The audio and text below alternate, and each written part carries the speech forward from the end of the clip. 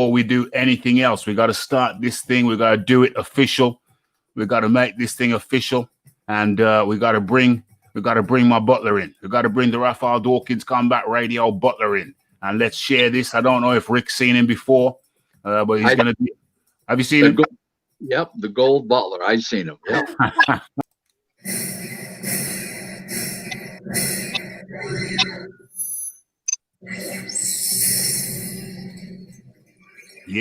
Yes. Okay. I've always wondered why none of the sanctioning bodies have merged or being acquired, i.e. WBC buying out the WBO, etc. Wouldn't it pose a benefit for the sanctioning body? Well, I'll go first, Rick. Let me go first on that. They don't buy them out. Other ones just emerge. I mean, if the WBO bought out the IBO guy would just go, hey, thanks, buddy. Good doing business with you. And he'd go set up the IBW.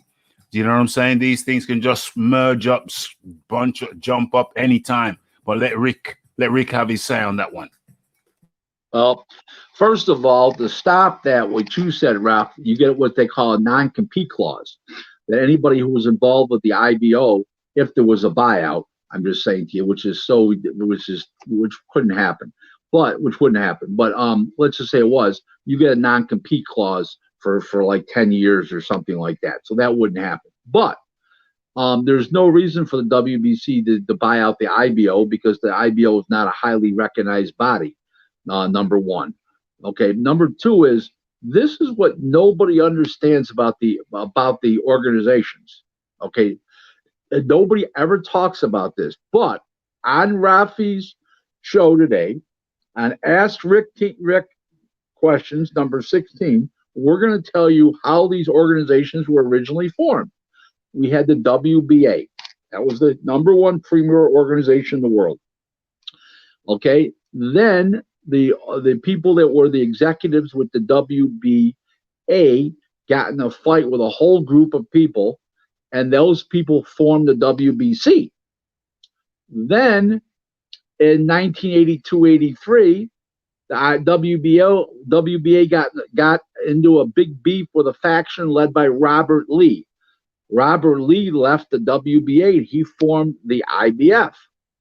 Then in 87-88, the WBA with a guy named Pepe Cudero, who's now long deceased.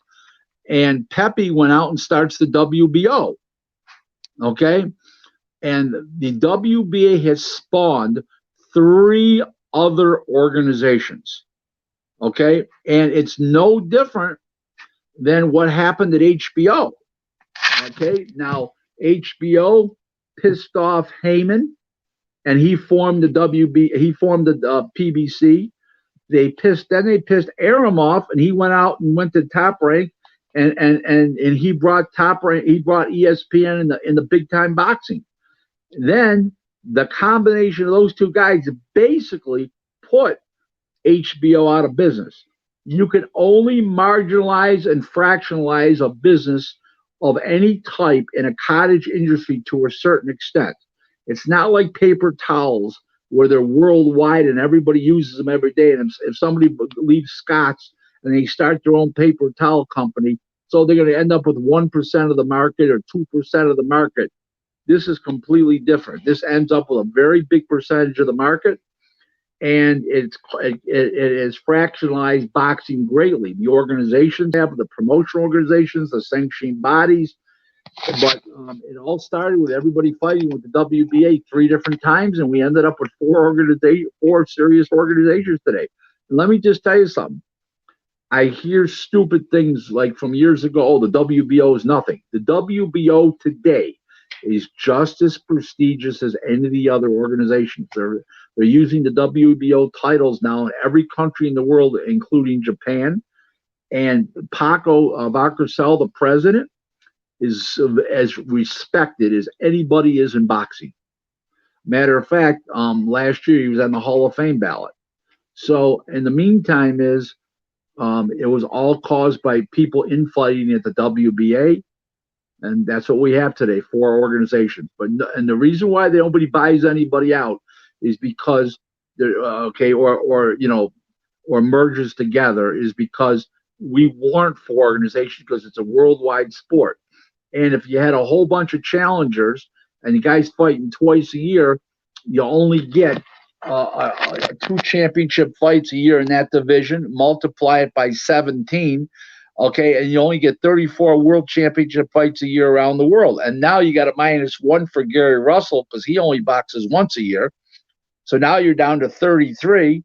Then you go to a guy like let's see, Leo Santa Cruz, who only boxes once every 7 months. So basically speaking, is you're going to end up with about 32, 33 world title fights a year, and that's not enough to drive the economy of professional boxing. We need 4 world champions today. Now, people don't like to hear that, but that's what reality is. That's number one. Number two is, should the BC fight champion be fighting the WBO champ? Should the WBA fight the IBF champ? Absolutely. Should we have unification bouts every super fights and unification bouts every couple years? Absolutely. But that's the part that I have a problem with. But having 4 champs, it drives the economy of boxing. And basically speaking, it creates a fantastic food chain for fighters, because even if they don't win the title, and let's just say they're a non-heavyweight and they're getting anywhere from $100,000 to $1.5 million for a title fight, and I'm not counting Dovinchenko, who's fighting Charlo, and the mandatories get millions, but you're driving the economy up greatly in the food chain in professional boxing. So I have no problem. Don't forget one thing. Everybody's here for the fighters. In the business, we're here for the fighters. And that's what people forget. And I have no problem with 4 world champions in each weight class, as long as they do unification bouts every couple years. Fire away, Raf.